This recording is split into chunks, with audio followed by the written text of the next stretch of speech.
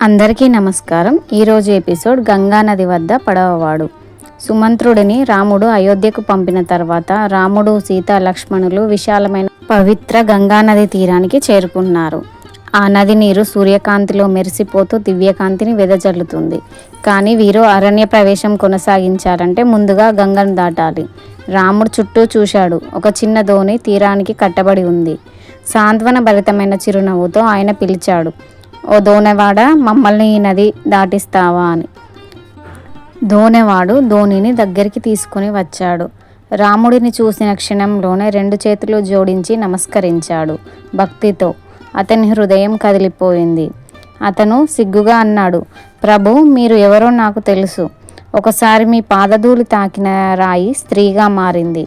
నా దోణి చెక్కతో తయారైంది. మీ పవిత్ర పాదాలు దానిని తాకితే అది కూడా మరేదో రూపం తీసుకుంటే ఎలా? ఈ దోణే నా జీవనాధారం. దీని ద్వారానే నేను గంగను దాటే ప్రయాణికులను తరలించి నా కుటుంబాన్ని పోషిస్తాను. ఇది నాశనమైతే నేను ఎలా బ్రతుకుతాను అని అన్నాడు. రాముడు ప్రేమతో నవ్వాడు. మంచి మనిషి, నా భార్య సీత, తమ్ముడు లక్ష్మణుడు, నేను, మేమందరం కూడా ఈ నది దాటాలి. దాన్ని ఎలా సాధించాలి అని అడిగాడు. దోనెవాడు ఒక క్షణం ఆలోచించాడు.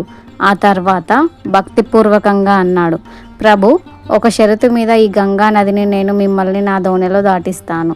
మీ పాదధూళి ద్వారా కదా రాయి స్త్రీగా మారింది. ఆ పాదధూళి తాకకుండా ఆ గంగా నది నీటిలో మీ పాదాలను కడుగుతాను.